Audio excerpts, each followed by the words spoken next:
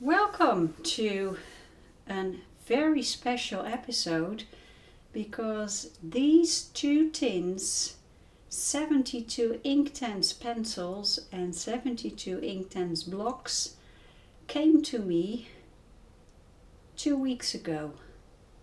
A very generous lady from India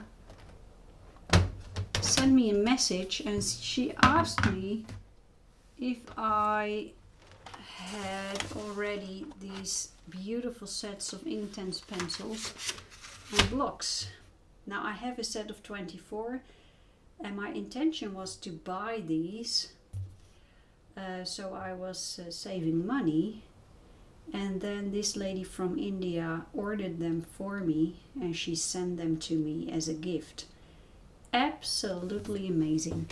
I am in awe by the huge generosity. Look at the blocks. Beautiful blocks. Put them here so you can take a look. By the way, I hope the light is in this video is sufficient, because there's a lot of very bright sunlight here, but so I had to cover the window. Anyway, 72 blocks and 72 pencils, Inktense. I did some testing. Let's pick it up here. Oh, I'm making noise, I'm sorry. This is a color chart of the Inktense blocks, and this looks a bit messy. And that is because this paper that I used was not very suitable, I believe, for these blocks. And here's a different type of paper on which I did the pencils, and that looks a lot better. So I'll show you how the blocks work. So let's pick up a block. This one is number 1300, and that is color Vivid Green. And the feel of this block is, it's really nice. It's soft, it has something soft about it, something velvety. And as I add water to it, you will see how vibrant the color is. Look at that. So much color comes from this just one stroke with that crayon, with that block. I am using Arteza watercolor pencils, Arteza water brushes, sorry, because those Arteza brushes, they distribute a lot of water, and I like that when I use Inktense, lots and lots of water. So that is how it works. Some of the blocks have some sort of granulation in it, so there are tiny particles that you can, but you can, if you add enough water, you can activate all the particles and then they dissolve.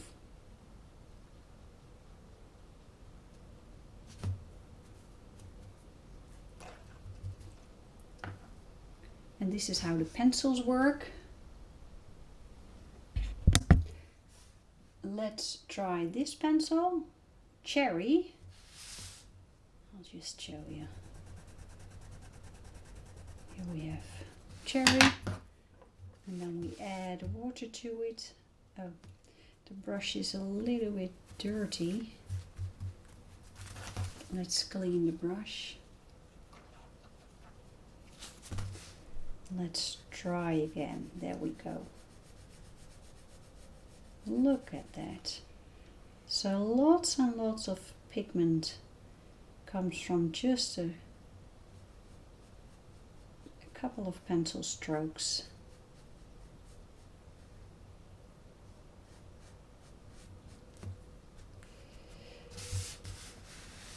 So I decided to make a painting, and I just started it so I can show you a little bit of how I use the blocks and the pencils. This is a picture made by my sister-in-law. She has a great Instagram account called Inspired by My Journey. If you go look for that Instagram, you can see pictures that she made over the years. And this one is a nice challenge for me. There's a lot of detail in the honeybee, and well, let's see what I can make of it. That is very Dutch, make of it. I don't think that's proper English anyway. Here I have the sketch and I already started. So first I'll show you how I use the blocks, and I use them while they are in the tin. And I pick up the color with a wet brush. But first, I add water to the painting in the area where I want to add a little bit of color. So, for example, here I'm just dropping the water.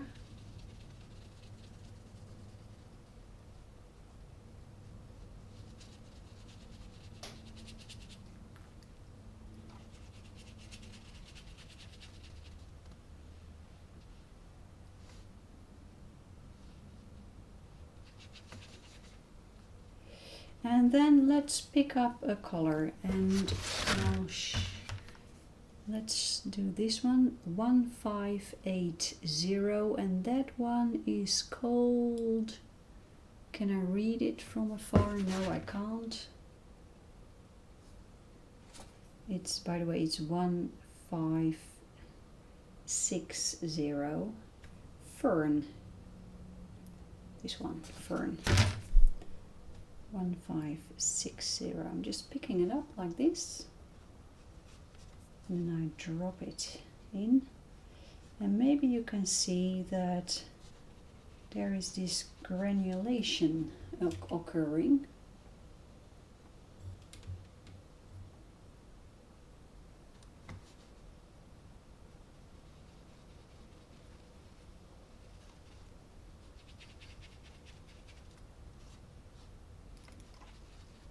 I want the ink evenly distributed over the area, so adding lots and lots of water.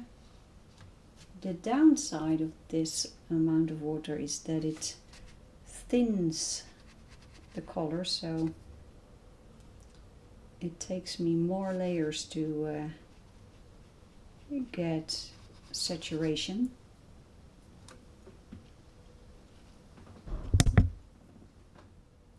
But that's just fine with me. Let's drop in a little bit more.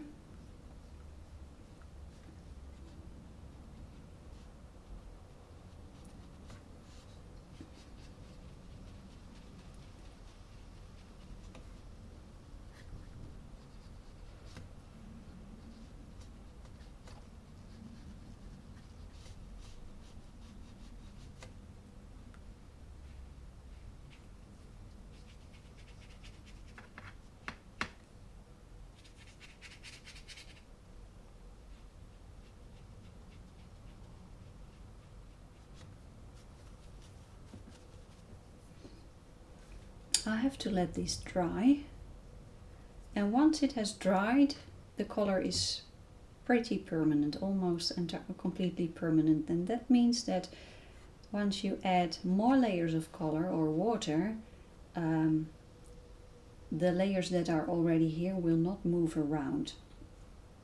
And that's something that can happen with normal watercolor paint, but it doesn't happen with this ink so that much. So let's add a little bit more color. I think I would like to add color over here, so these wings will start to stand out a little bit more. Let's clean the brush. Add clean water.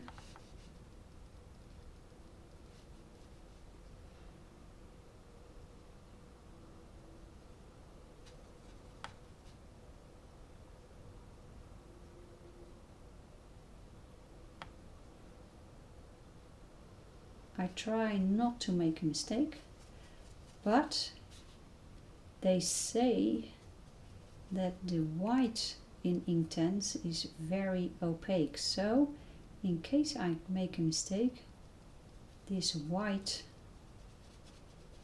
might save the day.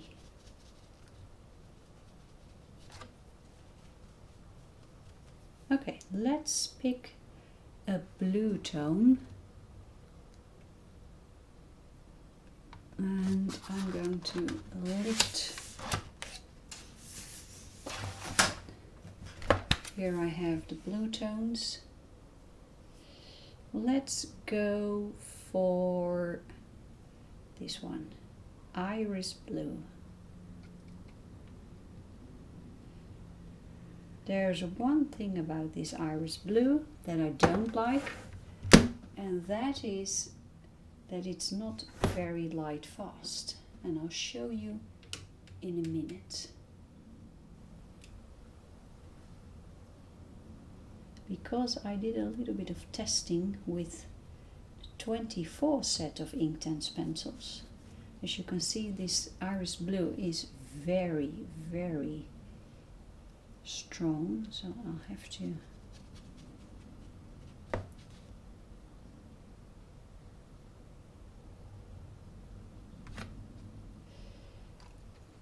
a year ago I decided to test the lightfastness of my Inktense pencil set. I have a set of 24. I had that one. Also a gift. It was a gift from a lady from California. And I made a color chart and I cut it in half. One half I put it in a drawer, so out of light, out of sun, away from sunshine and daylight. And the other half I put in the window, and it has been there for more than a year. So what I'm doing now, I'm just diluting the color because I don't want these sharp edges. So I'm trying to make soft edges by adding water and slowly diluting the paint. So I will get soft edges.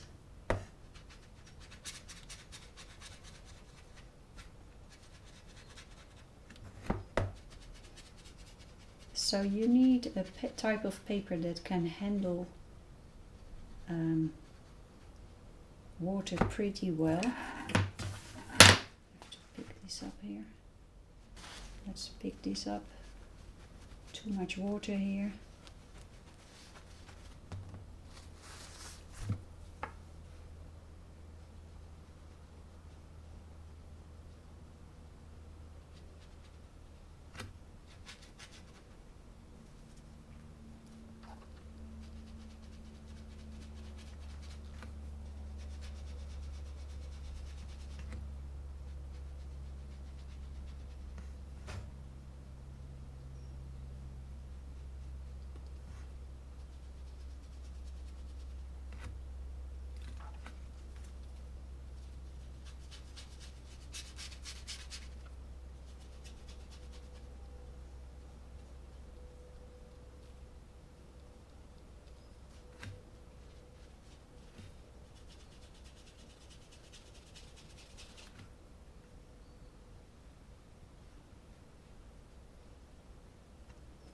So let's leave it to dry, and then in the meantime I can show you those Inktense, look, here I have it. I'll put this away. Let's change. Here I have, oh, there must be a fourth one. Let's see, where is the fourth one? Because this is Inktense that has been lying in the sun, and this one too. This one, oh no, this is the wrong one. Ah, here they are. It's a bit messy here, I'm sorry. Everything is, look, it's like this. I made a color chart with Inktense pencils, dry, so only pencils, and then another one, pencils, and then water added to it. And I think you can see where the differences are. Let's pick a color chart for the names. Over here, you can see that after 1 year, so this row was in the drawer and this one was in sunlight, and you can see here, that's number 0400. That is called Poppy Red. There is a discoloration, as you can see. It's a little bit paler. And then with the next one, 500, that is called Chili Red. There is a very clear fading. It's almost pink here. It is pink actually. Then 600 is Shiraz. There's a slight discoloration. And then the others are quite stable, but for one, and that is Iris Blue. Iris Blue has faded a little bit. And the same goes when you add water to them. Here we have Poppy Red, slightly discolored. Then we have Chili Red, quite a strong difference. Then a slight difference on Shiraz. And then here we have Iris Red, Iris Blue, a little bit different also.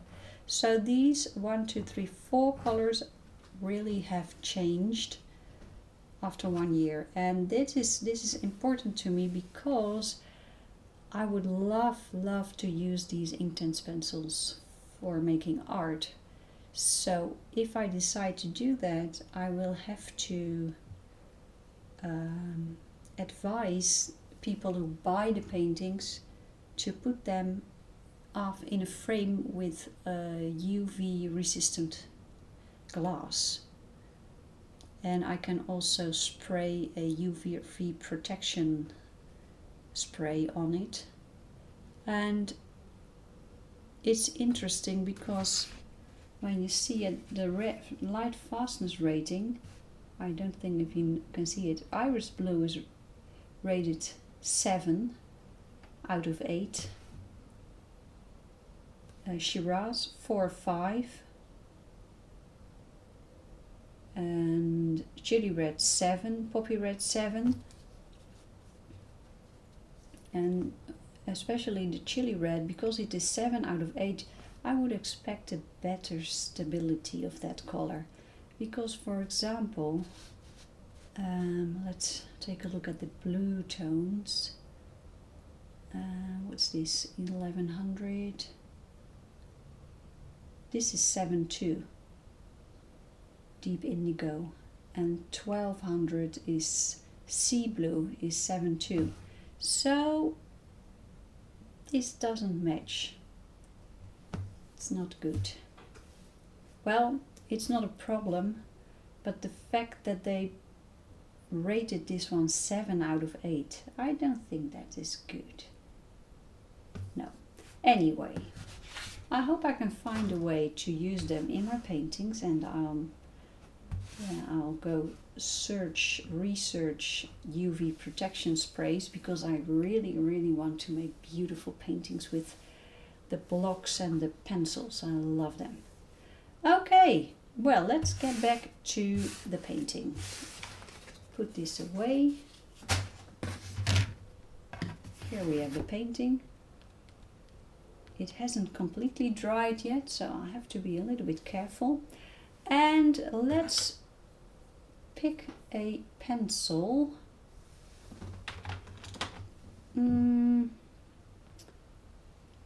What am I going to do? I think I will add a little bit of color to the eye of the bee, so I'll have to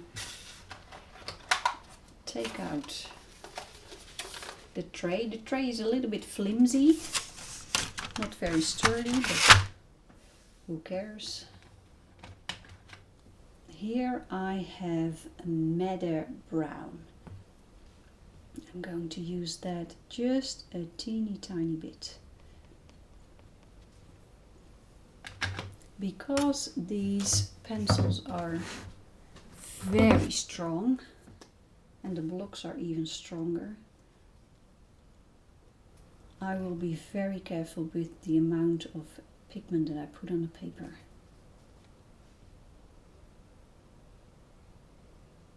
Look at that. There's a tiny highlight here, so I'll try to save that.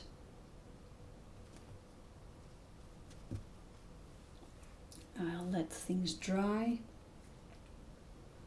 And I think I should use the same color to add a touch of darkness to the back of the bee.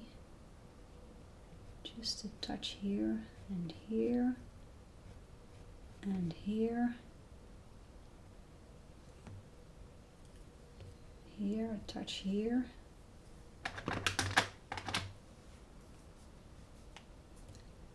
Let's just add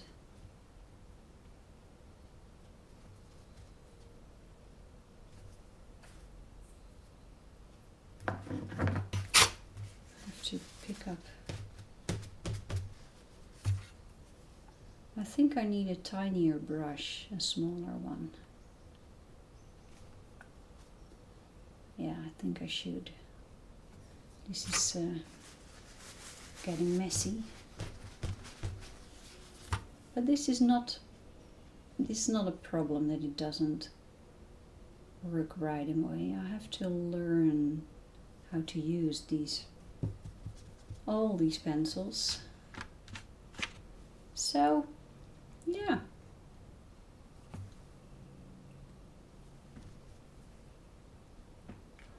Well, I think I will continue this painting this painting, and then in a later stadium I will get back to you, and then I will can tell you a little bit more about the differences between pencils and blocks, because I think there's a difference.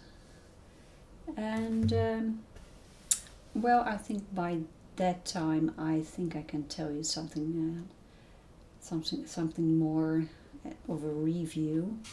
But I can already tell you I love this. If you want to buy them, there are links in the description of the video. If you use those links, you don't pay any extra, but you help me to earn a little bit of money so I can continue the Passion for Pencils journey. And I am right now saving money to buy another Derwent Beauty, and that is Derwent Lightfast pencils. I had the opportunity to test them. They are amazing. So if you buy these Inktense pencils with a link in the description of this video, you help me to earn money so I can buy those crazy expensive Lightfast pencils. Okay, I hope you like this, and see you in the next episode. Bye bye.